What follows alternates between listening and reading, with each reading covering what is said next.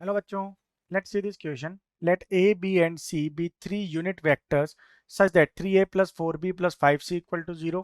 Then which of the following statement is true? So अगर हम यहाँ देखते हैं तो हमारे पास है 3a plus 4b plus 5c. a, b और c क्या है? यूनिट वेक्टर्स है, तो हम इनके ऊपर वेक्टर के ये साइन लगा देंगे. अब ये यूनिट वेक्टर, इसका मतलब यहाँ पे ये अगर कोप्लेनर है, ठीक है, ये क्या होगा? एक कोप्लेनर. तो वेक्टर a को हम लिख सकते हैं यहाँ पे -5/3, वेक्टर सी -4/3, वेक्टर बी.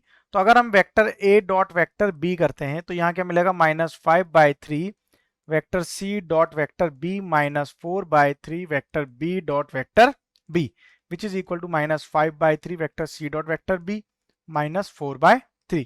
अब यहां से वेक्टर ए और वेक्टर बी जो है वो कभी भी इक्वल टू 0 नहीं होंगे, तो ए जो है वो बी के पैरेलल नहीं होगा. It means option A is wrong. Now let's see if vector A is perpendicular to vector B.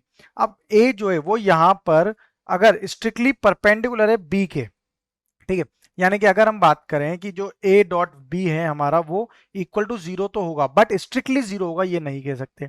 तो वेक्टर ए जो है हमारा strictly perpendicular to vector B है.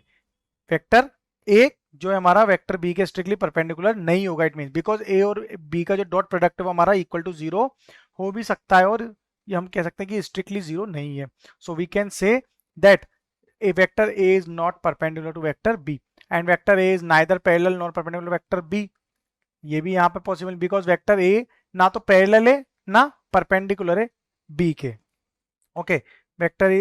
सो our final answer is only option D, that is none of these. Best of luck.